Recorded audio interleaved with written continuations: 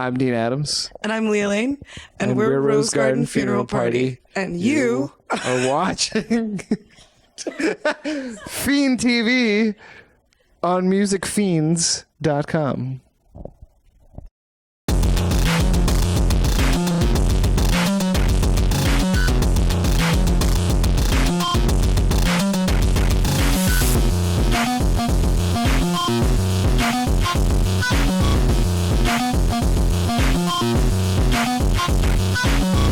Hello everyone, this is Angela Alameda and you're watching Fiend TV on musicfiends.com.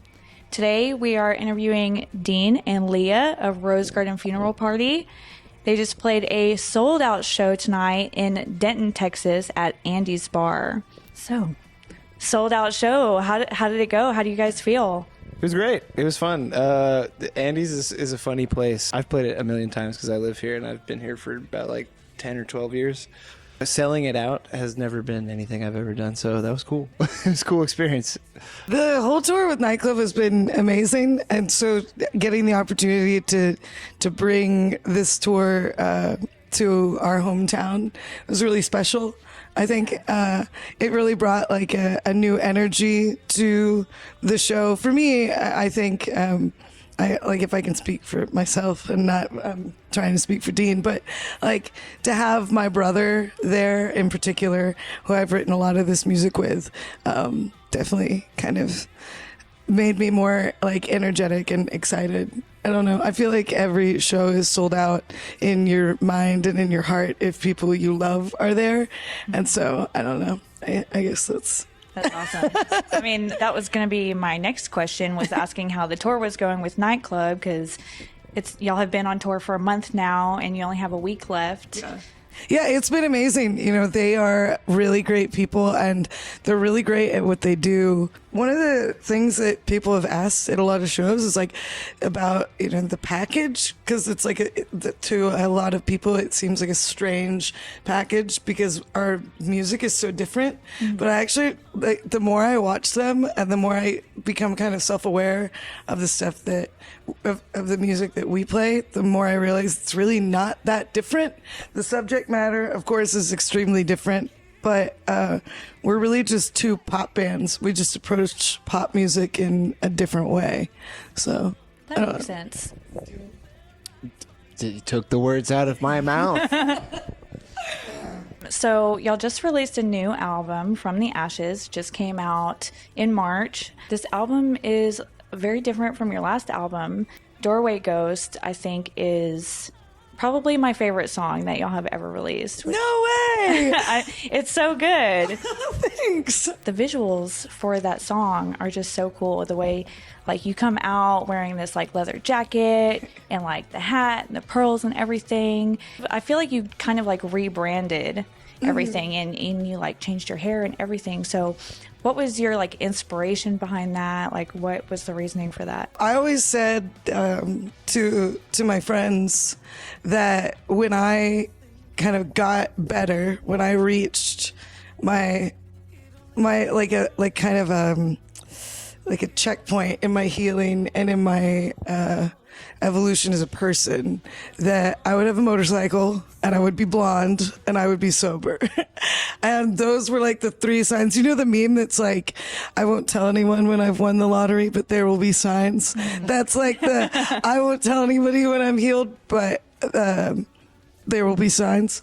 You know, I don't necessarily think that any of us are ever completely done healing. We all have things that we have to recover from on a daily basis, and we all have things that we learn on a daily basis. But as far as healing from, you know, the thing that I've been writing about for the last 6 years, I'm finally there. I wanted to make a music video that showcased kind of all of those things. You can't really showcase sobriety in a music video, but, you know, like, and my friends always like recoiled at the idea of me owning a motorcycle because I've been crazy, and my friends, you know, were like, that is a death wish. And I was like, no, by the time that I'm ready to own a motorcycle, like I will be ready, and that's the only reason I'd buy it is if it wasn't a death wish. So, that was the symbolism in the motorcycle, and the blonde hair is just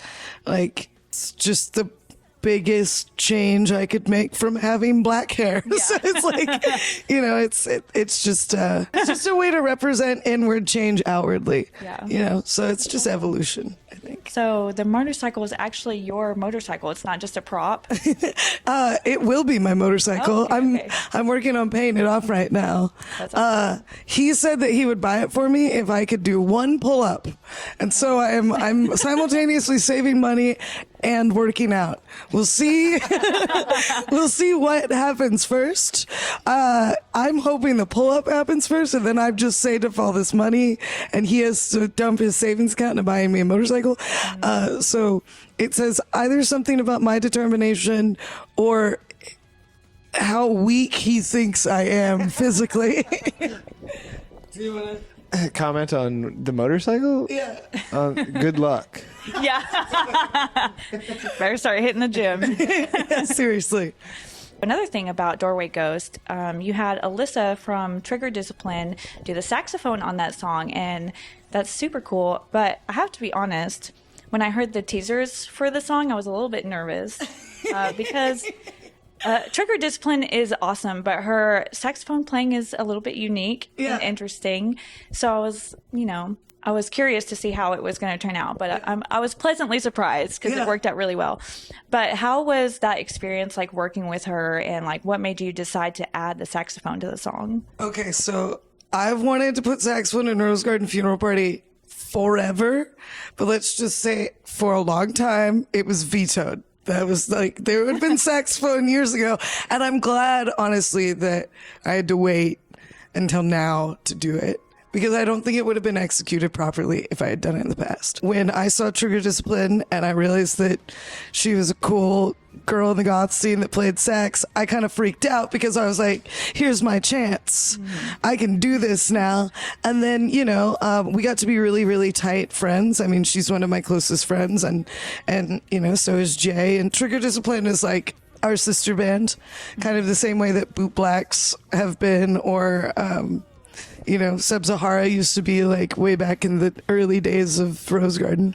I wanted to solidify the connection between, Rosegarden and Trigger Discipline. And I wanted to commemorate the bond that we'd created. And so I wrote Doorway Ghost on tour, and I asked Dean, I was like, do you think that this could be one that we could potentially put Alyssa on? And he said, sure.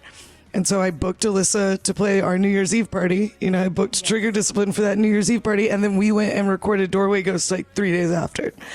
Awesome. And Alyssa is, like you said, a very interesting saxophone player. She's a very unique player. She's very versatile. She can, like, everything she does in Trigger Discipline is entirely intentional. And I know that not only from being in the studio with her, but she's like a classically trained like concert saxophone player. Oh, yeah. Cool. And so I had the utmost faith that whatever I needed from her, she could do. And being in the studio with her was like very inspiring and intimidating at the same time. Kind of like it is being in the studio with Dean, because these are like real musicians that like know things. Like they went to school, and like I don't have any of that knowledge.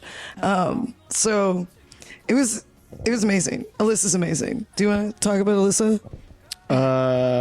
Talk about how you know her. Yeah. We were in Baltimore playing a show, and then our buddies from Denton were playing in Baltimore, and we were like, well, we're here, we're 20 minutes away, let's go check them out.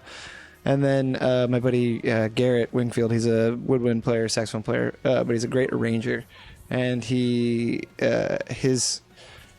girlfriend's sister is Alyssa. So like we didn't know that yet, and we were just like, we saw this crazy goth band in the middle of this like crazy psycho prog art rock like lineup.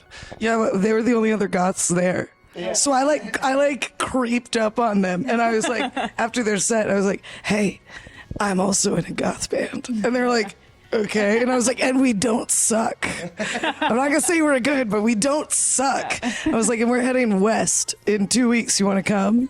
They were like, yeah, and so they shadowed us for 2 weeks until they like got on the tour, which was crazy. And yeah, and then Garrett was like, yeah, that's Kelsey's sister, and I was like, oh, and yeah, Alyssa's sister Kelsey is also a PhD in woodwind studies, so it's like she's also a crazy monster woodwind player. So it just kind of runs in that circle of them.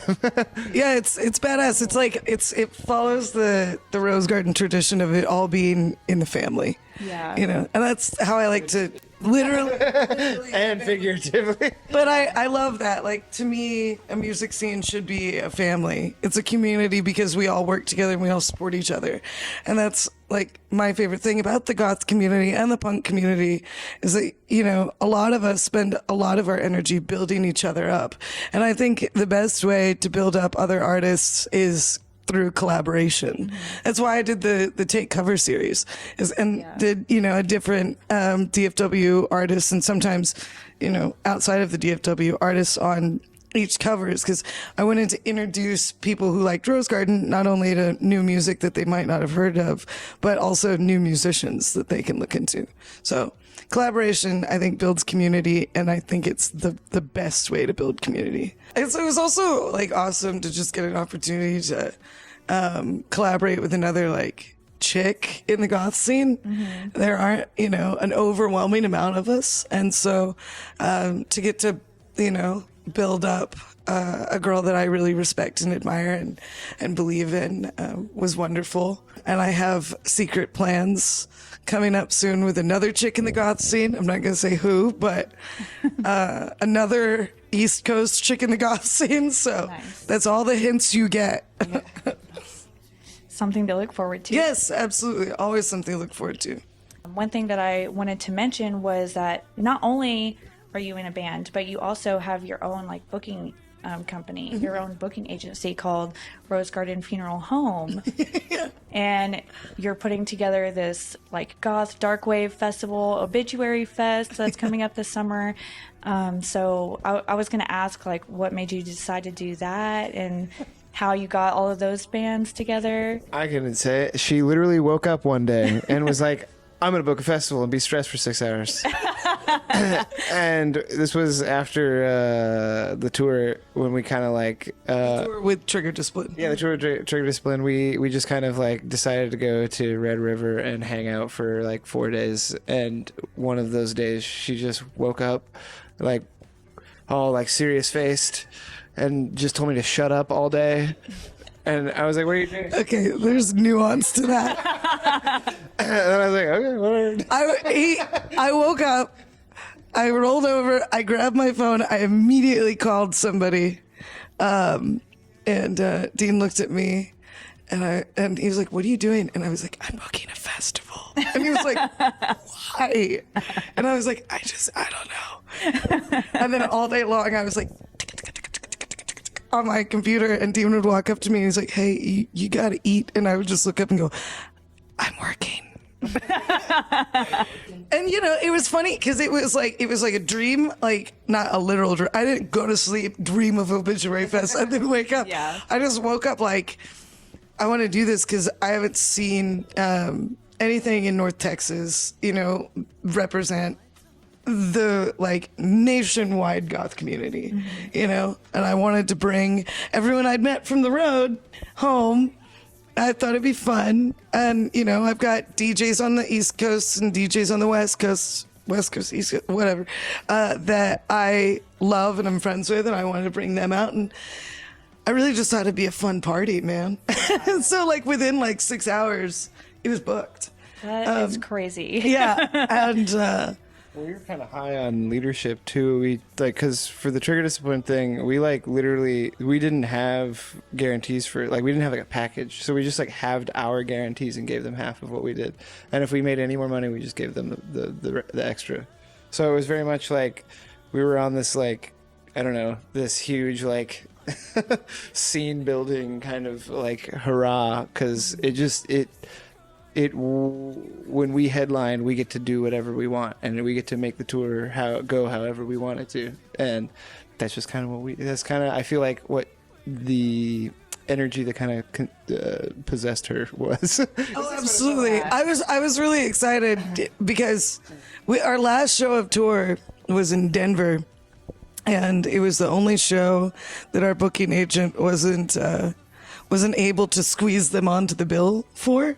Every other show we had like only like either no locals on, or we had like meaning no openers, or we had one. And so every other show on the West Coast, we were able to add Trigger Discipline to with no problem. But in Denver, it was a different story. And so we, against the venue's knowledge and without any permission, actually against the venue's like wishes, Soft permission from like the sound guy. It was like, no, Rosegarden set, full set. And we're like, okay, what if Alyssa's set up and plays like the set with us? Yeah, so Alyssa played sax with us. Alyssa played sax with us for our whole set. We played 4 songs, and in the middle of our set, I was like, all right, guys, I got a surprise for you. This is Trigger Discipline. And I just like gave Jay my guitar, and they played their set. So I was like really stoked. I was like, this is what we do, man. This is like, we just all need to band together. And like, so I think Dean's right. I was like high on this, like, man, if we just all play nice, we could all get somewhere with this. So Obituary Fest, I think, is just going to be, really fun, and a lot of nice people that believe in each other and want to support each other. And I really hope that people come out and experience all of these bands that I really love as people and as musicians. And if there are bands on the bill that they don't know, I hope they get an opportunity I hope they have the opportunity to get exposed to music that they've never heard before and hopefully like it. And if, they know all the bands, then it's a party. I don't know. That wasn't very eloquent. I'm really excited. That's okay. Yeah, I just think it's going to be fun. I can tell you're excited about it, which is awesome. I'm really looking forward to it. I believe it's July 6th. Yeah. Yes. I'm really excited. House of Harm. They're one of my favorite bands. No way! I've been dying for them to come to Texas for like 2 years. This is their first Texas date. Yes. So when I saw that, I literally screamed. I was so excited. House of Harm, and I love A Starry Night. Yeah, I do they're too. The sweetest. They are so sweet. I haven't seen Deceits before. This is also their first time in Texas. Yes, I'm looking forward to seeing them, and I think Lorelei K. Is on it. They're really cool, but I have not seen Forever Grey. Yeah. So I'm looking forward to seeing them. I think that they're going to be great. I have also never seen them before. And of course, we've got the irreplaceable Urban Heat is going to be there too. Yes. Yeah.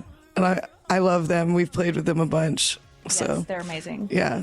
I think we've listed all the bands. I think that's all of them. I think so. 9 bands. So I'm like, I think that's all of them. Oh, and Trigger Discipline, of course. Oh, yes. Yeah. Can't forget that. I would never do anything without Trigger Discipline.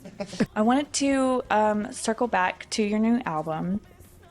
Whenever you released From the Ashes, you made this long post talking about how much this album meant to you and how you were like thankful for our patience during your silence after your last album came out.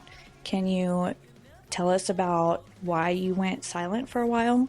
Rosegarden started because I got out of a bad relationship and needed to write about it. And that it blew up really fast. Like, I never thought that Rosegarden would become the thing that it is now.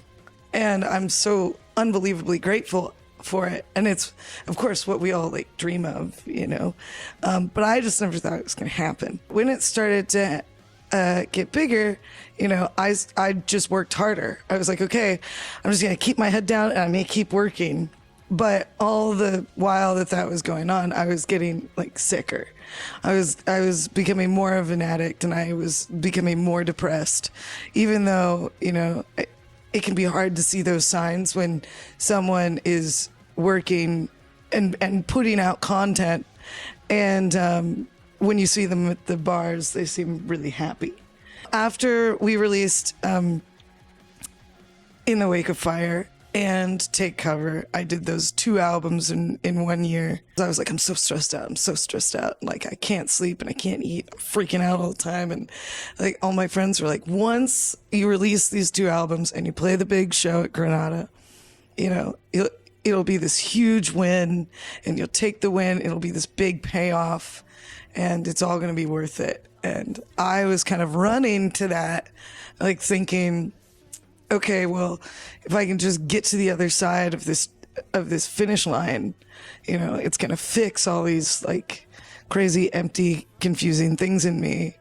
And I'm not going to freaking drink like I do. And I'm not going to, you know, run myself ragged like I do. And the show passed, and I felt no win. I felt nothing. I was like, there was no payoff. There was no gratification. I wasn't happy with the way that In the Wake of Fire sounded. It was very, very, very dressed up, insecure songs. And they were dressed up the way they were because I was insecure about them, because I didn't take enough time to write them, because I didn't allow myself enough time to write. Looking immediately back upon its release, I was like, man, I didn't handle that well. I wasn't thinking clearly enough to make an album. I wasn't patient enough to make an album. And now I have really kind of broken myself in a lot of ways. I'm kind of broken creatively. I need to slow down on the partying, especially because I was not in a good spot. And, you know, I need to get to a better headspace.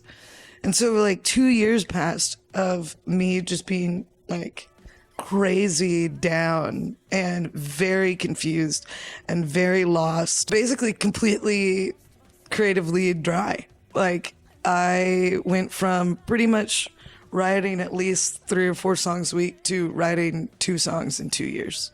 And one of those was almost done. One day,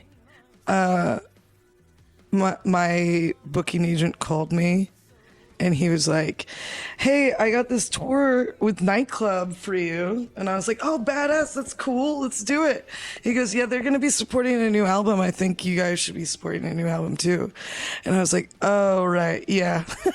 I was like, I need to do that. I was pretty worried because I hadn't written in a while, but I was in a much better place. Stopped doing a lot of the things that were killing me, and meaning I was sober, and I was recovering in a lot of ways. I wasn't entirely sober yet, but that's a different story.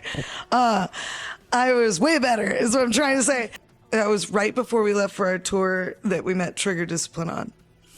And so I went on this tour with Trigger Discipline, and that put me in such a inspired, you know, and feeling so free and so clear. And I owe that to Dean.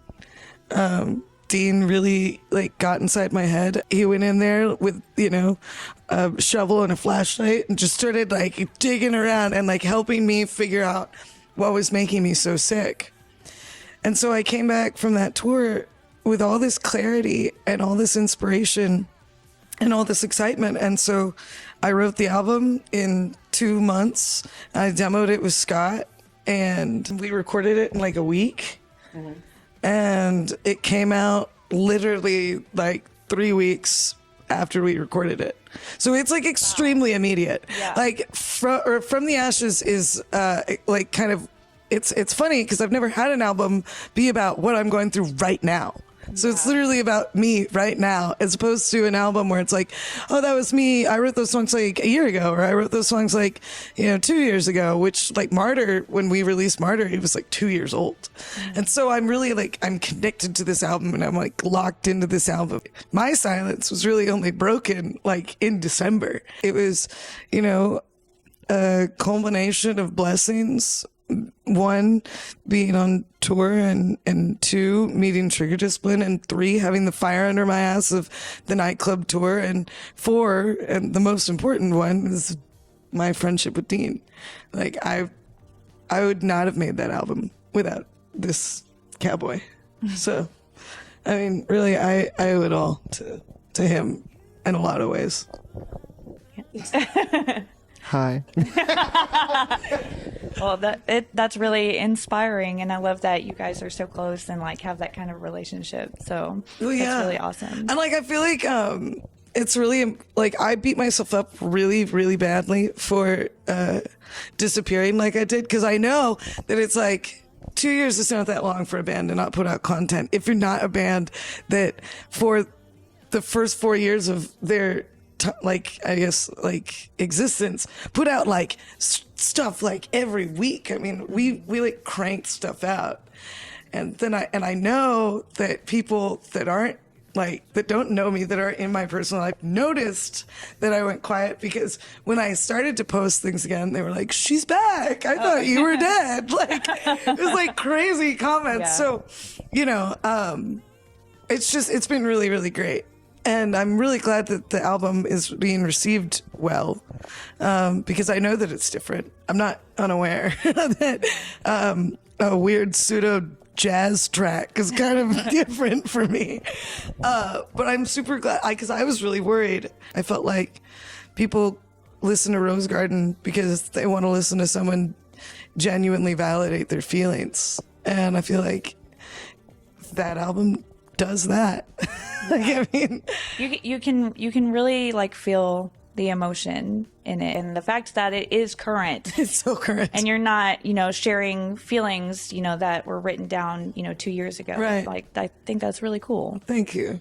That's my favorite part about it. Yeah. Like I'm crying on stage again. You know how long it's been since I've cried on stage? I'm so stoked that like I get on stage every night and like weep. And that sounds weird, but it's not weird, because like I did this band to be therapeutic for me and for the audience, because everyone's really goes through the same stuff. Music is therapeutic for everyone. I mean, Exactly. sometimes I cry at concerts, so like we can all cry together. Exactly. That's the thing.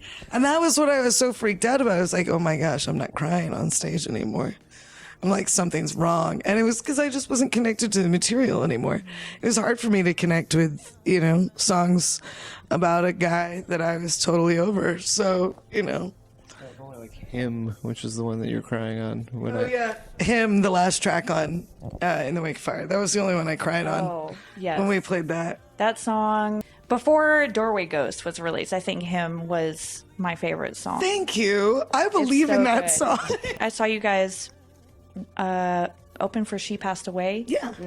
And you played that song, and I don't know why I had heard you play it before, but that night it spoke to me. Oh. And I was like, wow, that was amazing. And I felt it. That's kind of when I started to become like a bigger fan. Oh, thank you. Girl, I remember you posted a video of him from that night, and I was like, oh my God, Angela posted a video. I was so excited. I was like, we finally got her. I was like, so yeah, and then you posted about Doorway Ghost, and I was like, yes. I know. I feel like we've been around. Exactly. Like we've been around each other so much, but we never really spoke a lot. So I'm really glad that we're here now. Totally, me too. And yes, the beginning of like a new friendship. Oh, absolutely. I'm gonna bug you now. Yes. Your song Once in a While is one of your most popular songs on Spotify. It has over 1 million plays, which is amazing. But out of all the times I've seen y'all play live, you've never played it. So I was wondering, is there a specific reason why y'all don't play that song? Yes. Okay. Yeah, there is. And I'm like a little nervous to put it on record. But I will say what I can say. Once in a While was a song that we did with a producer that swept into Rosegarden's timeline for just a brief moment. We did Another Dead Soul with him, and then we did Once in a While. And I didn't agree with him, and I didn't agree with the way that he treated my bandmates, and I didn't agree with his goals for me and my music and my image and how I was supposed to approach being an artist. It was kind of the antithesis of everything that I stand for. So I am trying to break down the walls between the artist and the listener. I want no walls. I want no space between us. I want us all to kind of feel like we're all in the music together, and that they have just as much of a claim on my music as I do. And we're just people on the same level experiencing the same kinds of pain. He was into the kind of outdated, like, elevated rock star status thing where he's like, you know, be a space alien like Bowie, or be like a larger than life, like big haired, like Zeppelin guy. Like, he really wanted to encourage me to have like this kind of cold, mysterious thing about me. I really think that where we are, you know, in time and space, it's time to kind of kill the idea of the rock star. And I think artists owe their listeners more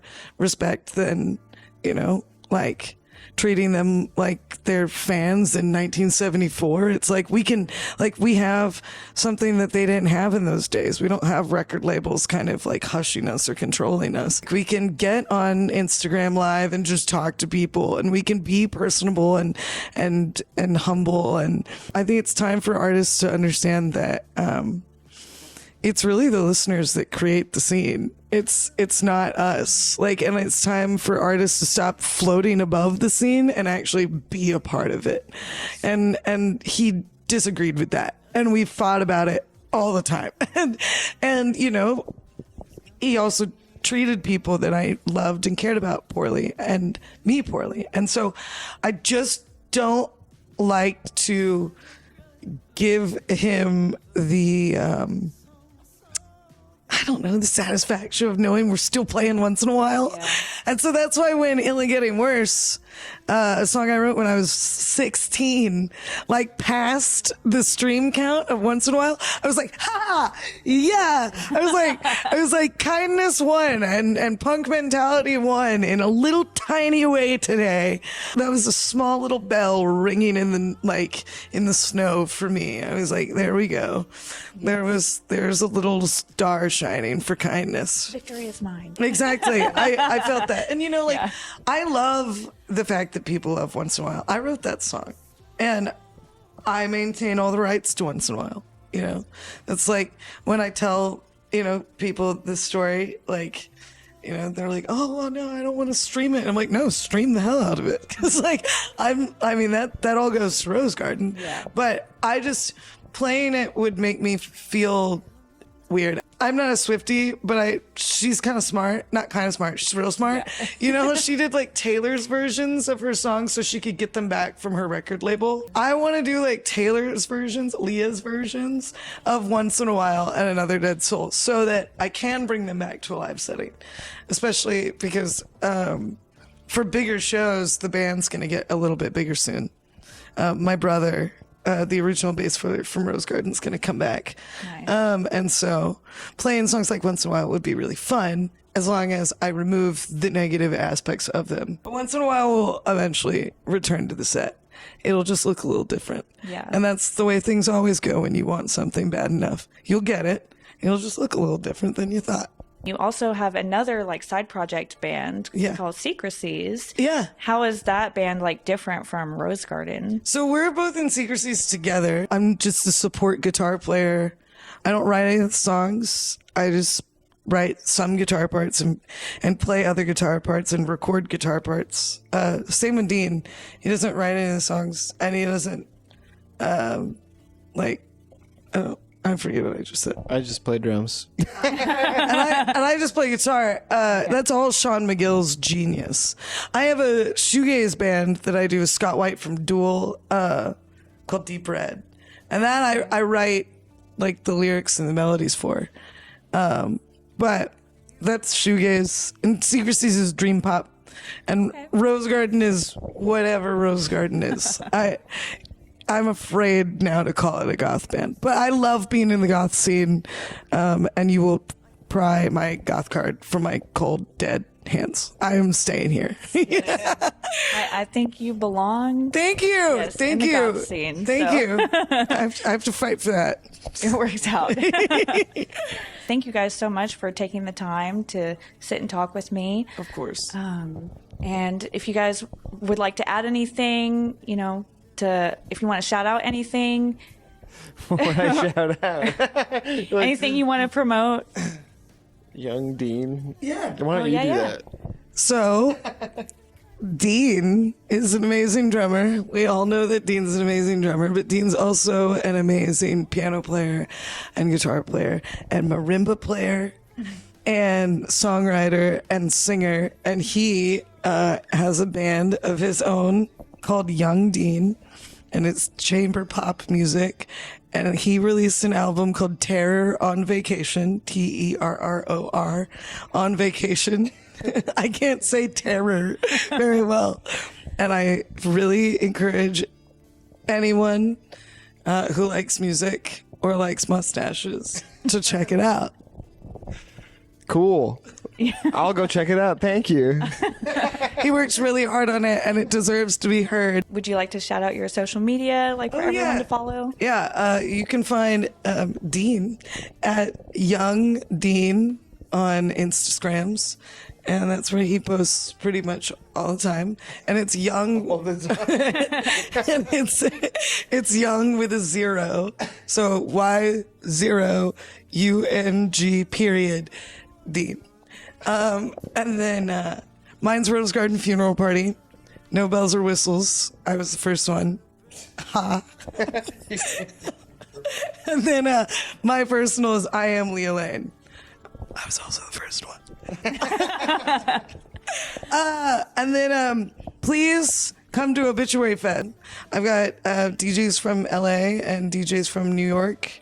I've got Sean Templar from Red Party and Dave Batts from the Bat Cave DJing and MCing. And I've got, incredible bands like we just discussed.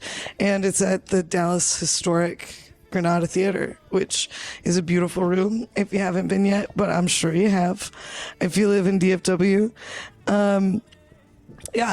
July 6th. Please come. Please come. To Obituary Fest. All right, but that's all I think I have to shout out. All right, awesome. Also, hi Mom, hi Dad. Well, thank you guys so much for watching Fiend TV on musicfiends.com, and I'll see you guys next time. Bye. Wave.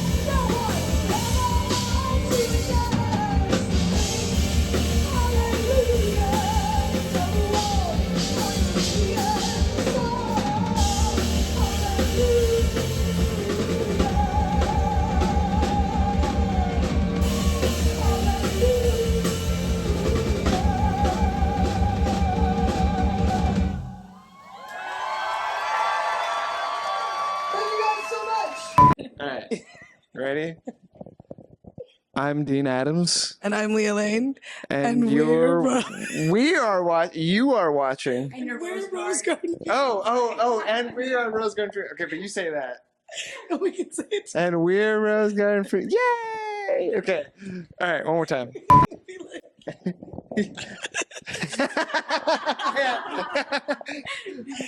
It's like really saying it because you're watching my lips. It's like, And we're Rosegarden. I'm Dean Adams. And I'm Leah Lane. And we're Rosegarden Funeral Party.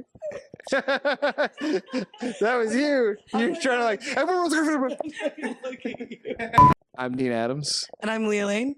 And we're Rosegarden Funeral Party. And you are watching. I'm Dean Adams. And I'm Leah Lane. And we're Rosegarden Funeral Party.